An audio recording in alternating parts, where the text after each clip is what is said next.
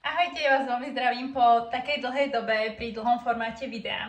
Ale povedala som si, že táto téma si zaslúži dlhé video, aby mohla všetko obsiahnuť, tak poďme na to.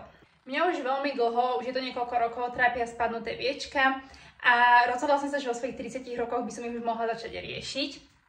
A preto som sa objednala na konzultáciu do jednej kliniky, ktorá mi bola odporúčená, že či je pre mňa klasická blefaroplastika, čiže operácia viečok vhodná, prípadne aké sú iné alternatívy. Tá mi pani doktorka povedala, že v 30 rokoch by s klasickou operáciou viečok ešte počkala, že sa predsa len môže robiť tak dvakrát, možno maximálne 3-krát za život a teda ešte v 30 celkom skoro s tým začať, keďže tie viečka môžu časom znova spadnúť a nedá sa úplne odhadnúť, či to bude za 5 rokov, za 10, za 15, u každého je to trošku iné. A práve tam mi pani doktorka odporúčila Plexr, čo je vlastne prístroj, ktorý takými malými výbojmi sublimuje, alebo dalo by sa povedať odparí nadbytočné tkanivo a teda to viečko sa potom vlastne ako keby trošku zmrští, tým pádom ho tam už v tej kože nie je toľko navyše. Táto metóda sa odporúča pre ľudí, ktorí to nemajú ešte v tak zlom štádiu, tie spadnuté viečka. Lebo nie je ten výsledok tak výrazný alebo tak drastický ako pri klasickej blefaroplastike. A tým, že ja takto keď sa pozerám napriamo, tak ešte malinko mi je stále toho pohyblivého viečka vidieť, tak mi to pani doktorka odporúčala, že by som bola na to vhodný adept. Čo sa týka Plexru, tak tam vlastne nevznikajú jazvy, modriny, nie je tam žiadne krvácanie. Aplikuje sa predtým, aspoň ako mi bolo povedané, taký znezitlivujúci krém a potom sa prevedie ten samotný zákrok. Vzniknú tam teda takéto, ako vám ukážem na obrázku, také bodky, ktoré by sa mali za nejakých 3 až 7 dní vylúpať a tú pokožku popri tom treba chrániť silným faktorom SPF 50, slnečnými okuliarmi, hlavne ak sa to robí v takomto teplejšom letnom období. Aby som ešte povedala niečo k tomu, prečo vlastne som sa rozhodla to riešiť, lebo veľakrát mi ľudia povedia, veď to nemáš ešte také zlé a tak. Tak dôvod je ten, že ja tým, že mi to ako vadí, tak podvedome ako keby tie viečka stále dvíham pri nejakom hovore alebo pri práve natáčení, fotení. A tým, jak ich dvíham, tak si vlastne túto zbytočne robím vrásky, lebo to proste dvíham a tým pádom sa mi krčí to čelo, čím vlastne si pomáham možno s viečkami, ale práve si zarábam na problém niekde inde. Takže som si povedala, že už by som to chcela práve vyriešiť, aby som toto proste stále nerobila. Ja som sa teda rozhodla, že na Plexr pôjdem, aj keď musím povedať, že na internete je dosť veľa aj negatívnych skúseností, respektíve skúseností, kedy to nesplnilo očakávania tých ľudí, že ten efekt bol podľa nich málo výrazný, alebo im práve ostalo dlho začervenané viečko, mali silný opuch a tak ďalej. Ale na druhej strane som počula aj veľmi dobré skúsenosti, takže som si povedala, proste je to prvý akýkoľvek zákrok, ktorý idem absolvovať, tak som si povedala, že táto jemnejšia varianta bude pre mňa vhodná a uvidím proste na vlastnej koži, ako to na mňa zafunguje.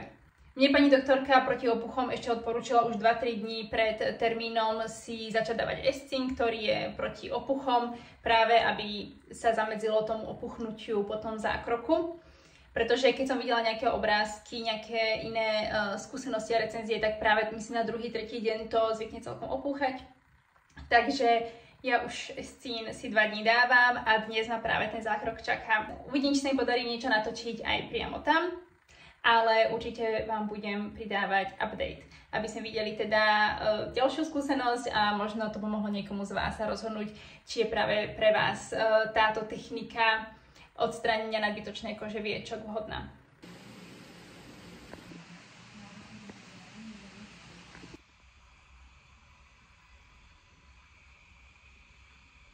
Tak zákrok máme hotový, tak si poviem povedať, ako to celé prebiehalo. Tak najprv som dostala taký znecitlivujúci krém, asi na pol hodinu, ktorý sa potom zotrel a išli sme na to.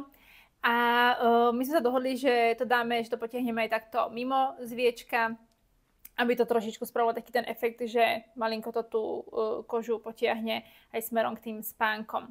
Ja som už bola dopredu informovaná pani doktorkou, že ten znecitlivujúci krém nie je 100%, nie je to ako injekcia, ale proste v tejto technike sa používa krém a že to môže potom trošku byť cítiť, keď sa to robí.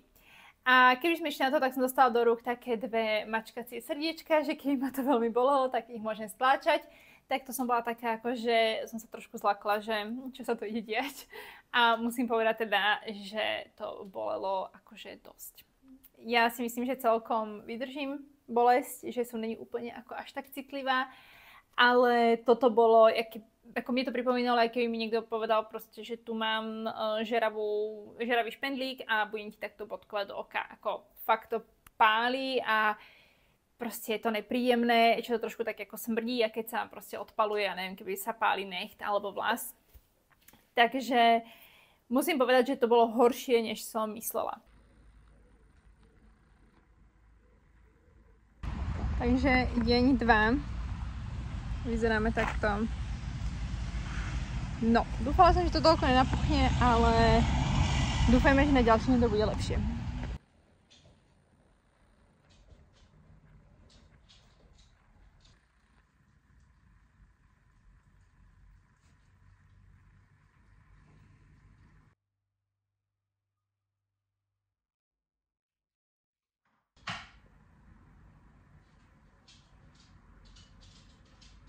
Ahojte, tak ja sa vám hlásim po týždni, respektíve 8 dňoch od ošetrenia. Dneska je štvrtok, bola som tam minulú stredu. Tak ako môžete vidieť, všetky tie bodky až na, dajme tomu, tieto dve, už vypadali. Viečko vyzerá teraz takto, je tam maličko vidieť tá štruktúra, nijak na pocit neboli. Ja som sa bála trošku, či nebude začervenaný tento vnútorný kútik, lebo tam sa spravili také trošku väčšie chrasty, ale to vyzerá v pohode.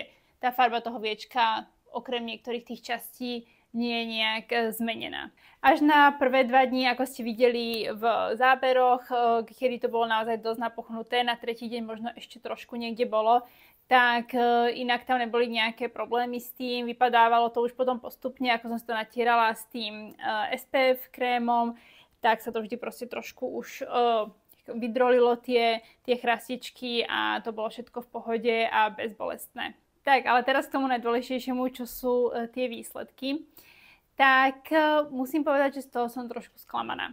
Pretože ak sa pozriem takto na seba napriamo, ja ešte pohľadám aj nejaké zábery úplne pred a po, ktoré sa dajú porovnať, tak nevidím takmer žiaden rozdiel.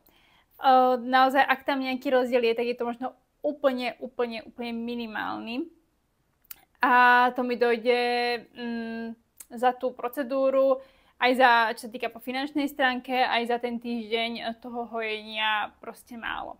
Ja si osobne myslím, že sa s tým už nič nejak diať nebude, že aj keď sa už možno vyhoja ešte teda tieto malé ďulky, čo tam ostali, tak nemyslím si, že by to už mohlo mať nejaký veľký efekt na zmenu. Takže bohužiaľ by som vám to asi neodporúčala. Kľudne mi napíšte, ako máte vy skúsenosť, pretože určite sa nájde pár prípadov, komu to pomohlo, ale ja som na internete čítala aj o dosť prípadov, komu to nepomohlo. Takže, no bohužiaľ, len ma možno mrzí, že ponúkajú vlastne takúto procedúru priamo v dermatologických, estetických klinikách a je ten efekt tak minimálny. Ako nemyslím si, že nikto z toho asi nemá úplne wow efekt, to som ja ani nečakala, vedela som, že to má byť jemnejšie, ale až takto malý efekt si myslím, že snáď ani za to nestojí. Pretože mne to stalo 6 000, čo je asi nejakých 240 €, ale viem, že niektoré bratislavské kliniky to ponúkajú aj za 500 €, 450 €, čo je teda ako naozaj dosť veľa za to, že nedostanete proste reálne nejaké viditeľné výsledky. Tak dnes sú to 2 mesiace od zákroku a ja idem konečne na konzultáciu, respektíve kontrolu do kliniky, kde som bola. A som zvedavá, čo mi povedia a ako budú s výsledkom spokojní oni.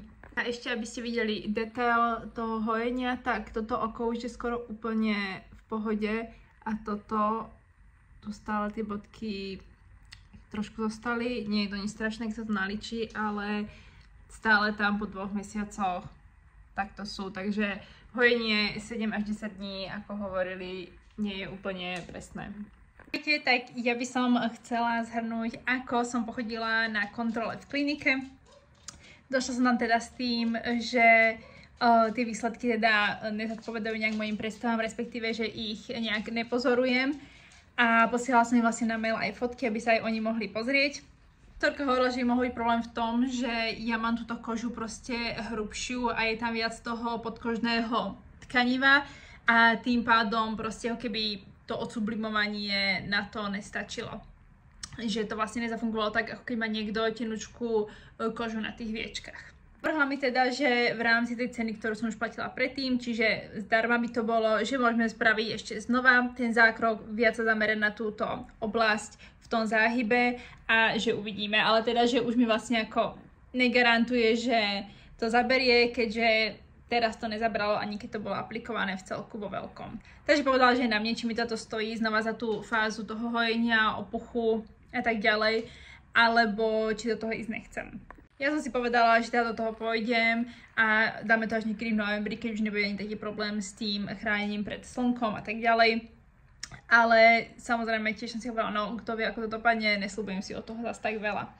A potom v ten deň mi ešte neskôr volala doktorka, že nad tým ešte rozmýšľala, že to mrzí, že ten efekt sa nedostavil a že sa proste bojí, že ani potom zopakovaní toho plextru by to proste nebolo to, čo tým chceme dosiahnuť. A že aj keď mám teda 30, no teraz v novembri 31, tak že väčšinou to tak skoro nerobieva, ale že by navrhovala teda tú klasickú blefaroplastiku.